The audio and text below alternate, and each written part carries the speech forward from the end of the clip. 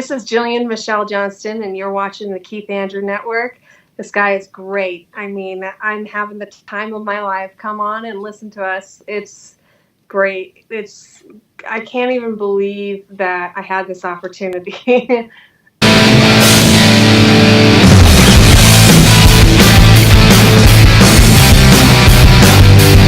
Ladies and gentlemen, welcome to the Keith Andrew Network. I am your host, Keith Andrew, and this is episode 396. I'm here with the talented and beautiful Jillian Johnston, and I just want to say thank you for being a guest on my talk show. Thank you so much, Keith. It's great to be here. No, the honor's all mine. For people who want to know what my talk show is about, the whole point of my talk show is to show people that even with having a learning disability, I can still amount to something. And at the same time, I'm able to turn myself into an example for people out there dealing with any types of learning disabilities and disabilities to never give up and prove people wrong. Prove to them that labels do not dictate who you are and who you're going to be. You should prove to them and still amount to something. So hashtag break the labels. So that being said, PG-13, but you have the freedom of speech. Say anything you want, talk about anything you want, it's just your time. Just throwing it out there. and we're going to start off with the easy questions. And the first one is, what can you tell us about yourself? And when you were growing up, did you do any sports? Oh gosh, you know what? I was more of a jock than I was an artist at first. I didn't really realize that was my talent. It was very hidden at first. I grew up in the Bay Area in a little corner called Los Gatos. I first started playing basketball, and then I just carried that through high school. And then I started to rebel like any teenager would. At that time of my life, I was really beginning to discover who I was. There was also, we talk about disabilities and things like this. I started discovering more about myself and learning that I did have mental illness. And that carried into my 20s, just kind of like this whole self-discovery. And during the self-discovery, that's when I started to find out more that I was less of a basketball player and more of an artist. And so I started to kind of just understand that side of my life. No, absolutely. What were some of your favorite things that you miss about growing up, and what were some of your favorite things about sports? Oh gosh. I miss the most. I think basketball taught me to, when you fall down, you gotta just push and get yourself back up again. And that sort of metaphor carries on for the rest of your life, and you just push yourself to be the best you can be. And I was outside playing and practicing, all the time, because I wanted to maintain a position on my high school team. So I just worked it hard, and I had to carry that metaphor for the rest of my life. What I miss most about my childhood, I think I would say I miss my dad and my grandmother. They both passed, but they were staples for my life, and they really helped groom who I am and who I was going to be. My dad worked very hard. He grew up poor. Same with my grandmother. My grandmother, they were poor. They're from Worcester, Mass. And they grew up in central Worcester, Mass. So in downtown. And my dad had nothing, and he lived in a triple decker. And he used to tell me stories all the time. This is what I loved about my childhood, was the stories. And my dad would tell me stories all the time, and sometimes he'd make shit up too. That he had to heat the water, and they would take a bath in this little tub, and just they had to share water in a triple decker, and it was just so I miss that the most about my life. My dad worked so hard in life that he kind of passed that on to me, and to maintain a healthy work ethic and great relationships, and always build families, even if it's a small little family, everywhere you go. So. No, I agree, and maybe one day I'll be a part of that, probably. Yeah. Wishful thinking, right? Absolutely. Are you still there? Out. Okay. All right. All Hey, right. it's Skype. It's not. We're in kind of midst of a thunderstorm, so I could be interfering. Oh, exciting. It could be, but anyway, I didn't mean to impose on you. I apologize. Oh, no worries. Now, the next So, question I was going to ask you is: you mentioned you did basketball. Did you ever want to be a professional basketball player? oh And gosh. what can you tell us about your history about that? Oh gosh. So I really, really wanted to carry basketball into college. I wanted to get a scholarship. That's kind of where I wanted to go. Um, I did look up to the WNBA a little bit, but I felt like college basketball was a lot more real. And there are times even when I was a young kid, I'd go with a friend from school, and we would be we were like 7 or 8 years old, and we would go to Santa Clara University, and in the Bay Area, and we would be there at the games, and we'd be those little girls on the side, wiping down the sweat from the basketballs. I mean, so it's for me at 7 or 8 years old. I was like, yeah, this is who I want to be them when I grow up. And it just didn't pan out that way. And I'm okay with that now. I mean, I think what it was is that I caused a little trouble in high school, and I wasn't allowed to be on the basketball team anymore. But I don't know how much I want to tell you, like what kind of trouble I caused in high school. I was a little bit of a tyrant, so. But No, you can say whatever you want, but I won't impose. But the next, well, oh, go ahead. it's just self discovery when you're a teen, and it was really that that I think I had a hard time with. So Understandable. I can relate to that. yeah. Now, the next question I was going to ask you is, part of the basketball trills is where the group of people work together and bounce the ball in like a big line. Did hmm you ever do that? And was there ever an accident where you guys actually piled up, or or no bloopers like that? Well, you know what? I was called a technical a couple of times. They called me on technicals. I never got kicked out of the game.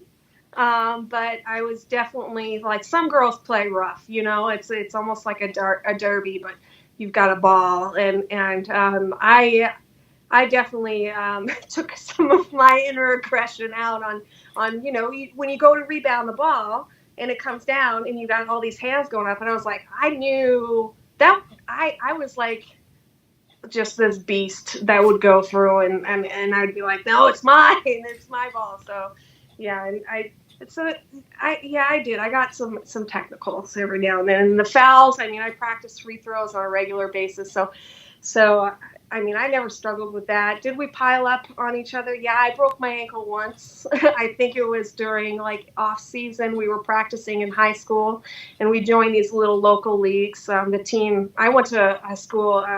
It's an all-girls Catholic school, which is the team I played for, called Notre Dame, and so we would go and we play like off team, like YMCA gigs just to keep us in practice. And so I busted my ankle during one of those off season times. But yeah. Yeah, it sounds like fun, but at least you're okay. It's more Yeah. Hey, important. man, I'm in one piece. So. What about a lot of people make fun of me for this, but did you ever get the chance to do one of those human pyramids, or not into the whole human pyramid stuff? No, that's interesting. I've never. Well, maybe you know what? Maybe during like a spirit week in Catholic school, I did. We did like human pyramids out on the lawn, and maybe we did, but I don't remember. But I've never partaken in any of that, so I was kind of like that when I wasn't utilizing my gifts. I was that kid in the corner. So, but I was very shy. I love that stuff. I'm a loser. I mean, I'm not really. I don't want to say it's a loser. I just want to say that you're gonna be the cool kid when you grow up. Like in high school, you're like there's all these cliques in schools, and, Right. and I never wanted to be part of the clique. I always wanted to be like in the in-between. So I'd be like, hi, you, and I'm just doing my own thing. So, I hear but you. Well, would you ever be up for doing one, or is that past your past day? uh, no, I'd be down. Yeah, human pyramid. Why not? Well, maybe So, one day we can work something out. Put it on our bucket uh, list. all right, that's going down on my bucket list. Now, the next question I was going to ask you is: you mentioned you are a artist in visual artist, and you're a musician. First question Mhm. I'm going to ask you is: who influenced you to become a? Let's do the fun one first. Who influenced you to become a musician, and how many years have you been working in music? So my instrument of choice is the piano. I can fiddle around with a guitar every now and then, but I've always been a piano player. Since I was young, my sister and I wanted to play piano. It was really my sister. And so if you're gonna ask like who influenced me, I'll say my sister Morgan did, because she was so adamant about taking up a musical instrument, probably about like 8 years old, and she just never really pursued it. So we had this piano just sitting there in the house, and so I started to teach myself, and then from there I started to do classes in school. Like I was a band geek. My senior year of high school, I went to a different school and I joined the concert band, and so something that I just wanted to keep participating in, and I later on in life I even like had dreams of singing, and I did that kind of stuff. So I started playing in coffee shops and stuff within the last year, and since then I've relocated to Montana, so I'm kind of establishing myself there. So does that answer all the musician questions? For the most part, Okay, how cool. many years have you been playing the piano, and what are some of your most favorite songs that you ever created? Um, I've been playing the piano off and on since I was 8 years old, consistently. I played it through high school. Mm, I would say, gosh, man, I'm in my 30s now, so I would say it's probably about 10 or 15 years of piano. It's like yoga playing. So, but I was off and on with it, so I've never really kept track. So since I was eight, okay, I don't know if I want to say how old I am. I guess that's why I'm getting nervous. But um, Well, I'm 31. If that's if it makes you feel better. okay, so I'm 30. I'm 31. Am I 31? Yeah, I'm 31. I'm gonna be 32. So Oh, when's your uh, birthday? I'm a July baby, July 22nd. How about yourself? January 24th. Okay, okay. So okay, right on, January babies. Well, you have a nice one because you're in the summertime. I have the shitty one because it's in the middle of the frickin' winter. Yeah, and you're on the East Coast, right? Right. So it's like January is one of the worst. January, February, right? One of the worst months. So, It's kind of like. well, Oh, go ahead. I'm sorry. I guess you got to make the most of it. So, It's true, yeah. but July, you can have a barbecue, you go to the beach, so wonderful. Winter, hey, you want to do something? No, it's negative 10 degrees. Go inside, we're having a foot of snow. Happy Uh, birthday. that's so funny. Yeah, yeah, that's true. But so yeah, that's how long I've been doing the piano. What was the other question? Because I Oh, forgot. what were some of your favorite songs that you ever created? I think my favorite one has to be done with my buddy Andrew. It's called Atlantis, and we wrote it together last year sometime. It's just catchy, but it's also got kind of a meaning to it, and I don't know. It's dreamy, it's imaginative. So Alright. Now, the yeah. next one I was going to ask you, you mentioned you worked in visual art. You wrote, visual artist, visual art, pretty much the same thing. Who influenced you to do that type of work, and what can you tell us about it? I started to. So here's the backstory. I've been drawing but I never took it seriously. But I draw and I'd be like, okay, well, this is just kind of like something that I can do. It's not something. I was like I said, I was a total jock before I became an artist, and it was back in the days of MySpace, and I had drawn my cat, and it was relatively decent. And somebody took a chance on me. I was living in Reno at the time. He runs quite a few tattoo shops and tattoo parlors. He's an excellent businessman. He's very smart, and he pulled me out of MySpace, and he was like, I want you to come and apprentice for me in my tattoo shop. And I was like, really? I'm like, okay. So I gave it a shot, and then from there, I was about, gosh, I think I was like 18 when that happened. And then from there, I just took it more seriously. I started to explore more of the artists that were influencing the tattoo industry at the time. One of their names is Michael Husser. I connected with him, and I even modeled for him in one of his Alla Prima workshops. So, and then I kept researching the lowbrow movement that was coming out of LA and just on the internet, because it was good. I'd say MySpace was kind of like the brink of when marketing on the internet started to become a thing. And so I researched artists all over the world. Like Lori Lipton is another artist to look at. I mean, she's out in the UK, I think, and she does very detailed hyperrealism work. And there's not too much shading to her work. It's all line built up over line to create the depth that she's been able to create. So those are some of the artists. I mean, and yeah, of course, you look at the classical art in Renaissance time, and you are kind of influenced by how they started and how they moved. So I studied a little bit of them in college.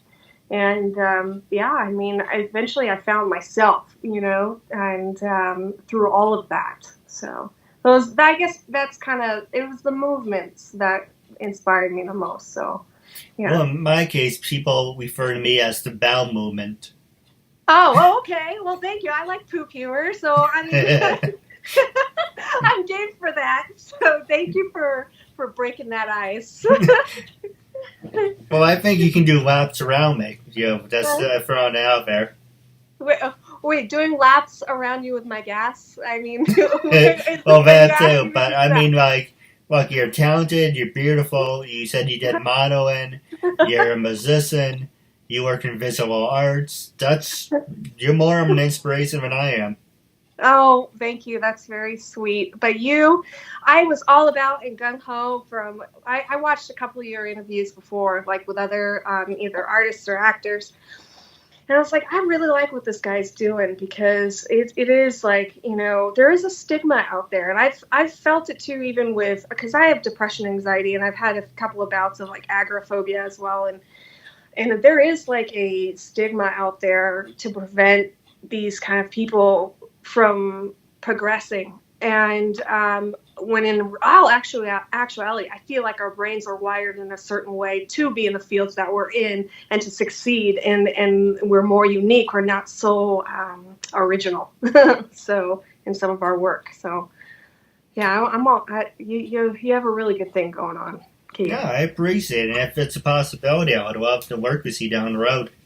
Yeah, definitely. Yeah, just keep me in the books, and I'll be down. Now, the next question I do want to ask you is social media. Can social media make you or break you? And it's funny you should mention MySpace, because at the time I had, when did you use MySpace? Before I tell you my question. I first found out about MySpace in my senior year of high school, so 2005. Oh, well, we're the same age then, because in 2005, you said senior, right? Yeah. 2005, I was a junior. So, okay, whatever, since we're in the same ballpark. Yeah, okay, so we can relate to the same things. I mean, definitely. So what was your question about social media, if it can make or break you? Oh, boy. I think it takes a certain type of determination, personality, and willingness to build yourself from the inside and out to be able to handle some of the stuff that is going on social media. I mean, I even heard like a quote from Lady Gaga. It was something about how social media can be the toilet of the internet. But I don't I entirely agree with that, even though sometimes it does seem like that. I feel like social media is an excellent outlet for business, and I think it's a great way to connect, like we would have never met, like if it wasn't for social media. So it's a mindset thing, and it takes a strong inner person to succeed, and that's why it's so important to continue to work on going to the mental gym and going and studying and learning more about yourself and becoming a more developed person and evolving than just and it's really also you have to be careful what you watch and what you listen to, because that can make it break you as well, so Yeah, absolutely. Now we're going to take a quick commercial break, and what's the remaining time? I'm going to ask you one more question, and I'm going to pass it over to you. All right, sweet. Williams. This is Vanessa Lina. Adrian Marlowe. Allie Heigl. This is Cynthia Batts today. I'm Sonia Fisher. This is Shane Smith. My name is Alexandra Bowie. My name is Amelia Clover. Hi, I'm Amy Linden.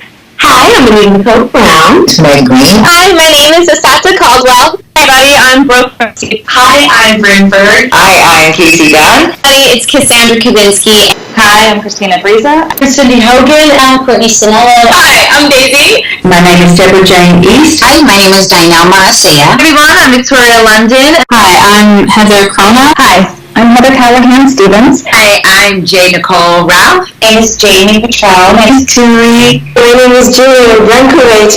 Kathleen Wills. Kimberly Amato.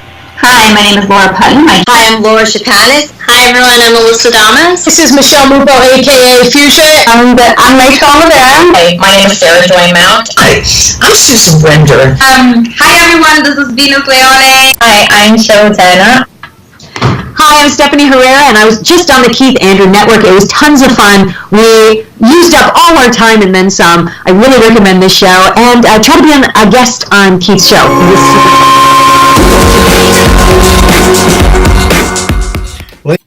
Ladies and gentlemen, welcome back to episode 596. I'm here with the talented and beautiful Jillian Johnston. I just want to say thank you for sticking with us. And with the last 12 minutes and counting, one thing about my show is about disabilities. And I do have a couple questions for you off the air, by the way. But with that being said, have you ever worked with people with disabilities? And are you willing to work with people with disabilities? And apparently you're working with me, so you're making an exception. Yes, I have worked with disabilities before. I volunteered for quite some time in high school. Back in the Bay Area, there was a developmental center before, I believe the government shut it down. It was called Agnews. And I did some volunteer work there, and it was great. I mean, it's, and on top of that, my grandmother, she had Alzheimer's and things like this. So I feel like it's just a method of communication that can be the barrier for some of these illnesses, but you have to be open to receiving this communication and understanding. It's a lot of just observing, and understanding and being patient, So, but yeah, I would work with people with disabilities over and over again. I have zero judgment about that stuff. It happens. There are people out there like that, and there's not one blanket person, like a blanket type of person. We're a very diverse world, and I have no judgment at all. It's all patience. So, yeah. No, absolutely. Now I'm going to pass this show over to you as the remaining time. Was there anything you wanted to talk about, promote, ask me? You can do whatever you want. Well, yeah, definitely. So I have artwork coming out next month. I've been kind of like reeling back. I've been like, oh, I'm gonna do this. I'm gonna have this out by then. It's just like, I gotta find. I really like to. I get really excited, and then I want to jump the gun and be like, I just want to share it with the world, but. I really gotta follow kind of like a guideline and pull myself back. So I do have some work that's coming out next month because it's going in Montana State University's Shakespeare in the Park. They have a gala there. So I was asked to submit some of my work, and so I have some pieces going out there, and I'm looking more into the fall for a series release. And that one I don't want to talk about because that's really private. But yeah, that's about it on my end. But anyway, Keith, it's been great talking to you, and I want to know, how long have you been doing this? This June will be officially 6 years. 6 years. I bet you've met a ton of different people, all walks of life. Some good, some bad, some I'm really happy I got to meet. Some of them I kind of wish I never got the chance to meet. But there's no undo button. Everything's a learning process.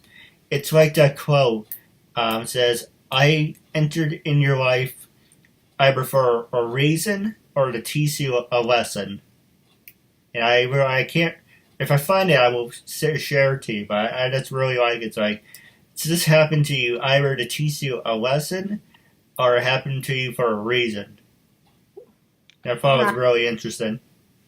And right, I really think that people come into your life for a reason, definitely, for sure. And I hope we do work together more. I can see how professional you are, and you are very kind. And it's fun too, because I came into this interview and I'm like, I'm being asked questions about basketball, but I have so much to say, but at the same time, I didn't expect it. So it was really cool. So I really appreciate you. No, I appreciate it. And the thing about it is I try to be different than everyone else. Most of the wrestlers are who I want to have on the show. Velvet Sky, Angelina Love, Trish Stratus, or any of them. They're like, oh, it's just another nut job wrestling fan who's got to ask us, who chases who. Have they ever done drugs? What were your favorite matches? And yeah, I seen a lot of wrestling interviews, and it's kind of like I'm not obsessed with it. It's just we're all normal people. We all started at the same point in life, one time or another.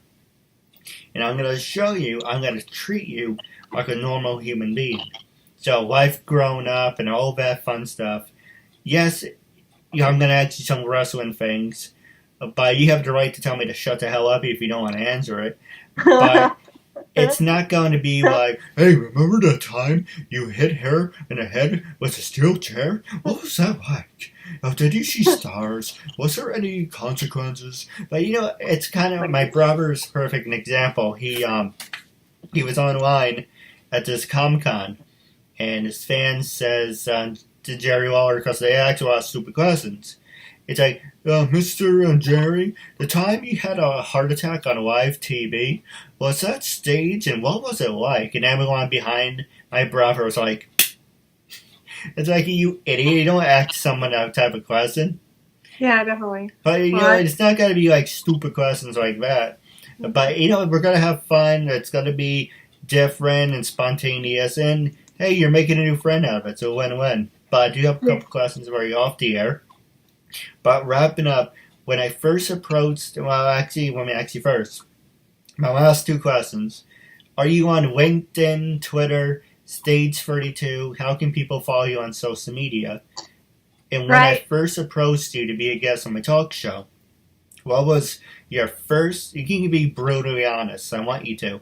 When I first approached you to be a guest on my talk show, what was your first reaction? And after doing it, will you recommend it to people out there? Oh, okay. So the first one, okay. All right. I'm thinking. No, wait, I'm sorry. What was the social media? I know social media. Oh, God. It's social media. Yes, I am on Twitter. You can find me under Jillian Michele, 1L. Jillian with a J, and then on Instagram it's just my name, so it's Jillian Michele Johnston, and then on Facebook you just find me under Jillian Michele Johnston. It's kind of like how I'm marketing myself with my full name. So I'm on excuse me, I'm on those three handles. I don't understand Snapchat yet, so I'm kind of a noob around that. But when you first approached me, it was just out of the blue. So I was like, what is this? Like, and so I went and I did some research. And of course, I listened to some of your previous interviews, and I was like, okay, this guy's pretty down to earth. It's gonna be totally okay. I will not lie though. I was super nervous before coming onto this show because I was like, oh, I gotta make sure I say the right things. What if I have a panic attack on the show because of my anxiety? I'm just like, oh, I was like, no, be professional, and just this guy seems really chill. And of course, I'd recommend it because I mean, I had fun, and that's I mean, as if we can be professional, but we can have fun and we can talk about things that we enjoy, then I'm game, you know. No, absolutely. Now stay tuned for Off the Air. I do have a couple questions for you. But wrapping up, it was a real honor and privilege having you as a guest, and I'm looking forward to part 2 down the road. Oh, definitely. Keith will keep in touch.